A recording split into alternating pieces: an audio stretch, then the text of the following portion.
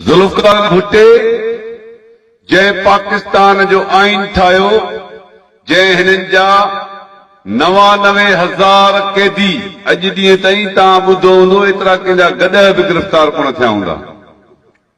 उहे 99,000 कैदी जुल्फकार अली भुट्टे जेको आहे सो हिंदुस्तान सां ॻाल्हियूं करे हिननि आज़ाद कराया।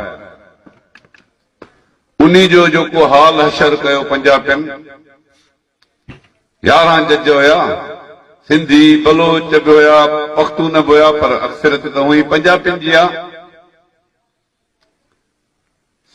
टिनी क़ौमुनि जे जजनि हुनखे बरी कयो, पंजाबी जजनि खे फाई ॾिनी। फाई जी सज़ा ॿुधायूंसि, आख़िर में तारा मसीह खां 40 मिंटनि में हुनखे फाई ॼाराई। इहो भुट्टे जो हुननि क़दुरु कयो। कदीर ख़ान जंहिं एटम बम ठाहे ॾिनो हिननि खे, एटमी कुवत ॾिनई हिननि खे, उहो हिन वक़्त ताईं जेल में पियो अथव। भली माउ मरी वञे, भाउ हाणे भेण मरी वियसि त बि हुनजो मुंहुं ॾिसण में कोन ॾिनो। त ही मोहसिन कश माण्हू अहिड़ा रहज़न जेके अॼु पाण खे वॾो इस्लाम जो ठीकेदार ऐं दावेदार पिया सम्झनि, अंग्रेज़नि जे दौर में ॿी महाबारी लड़ाई में 15 रुपयनि जे पघार ते काबतुल्लाह में वञी गोलियूं हलायूं,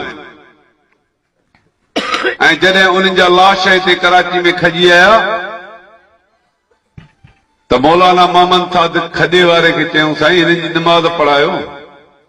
चई बाबा ही त वॾा काफ़र आहिनि, हिन काबे में वञी गोलियूं हलायूं, हिन जी जनाज़ नमाज़ जाइज़ ई न आहे। त उन खे 3 साल सज़ा ॾेई जेल मोकिले छॾियो। बेनज़ीर भुट्टो जेका पाकिस्तान जी ज़ंजीर लिखी वेंदी,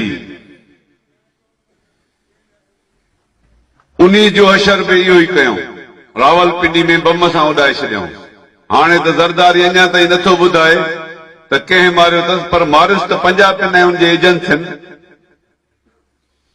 त असांजो चवण जो मतिलबु इहो आहे त ही पंजाबी कॾहिं बि सिंधियुनि जा, बलोचनि जा या पख्तूननि जा सजण नाहिनि।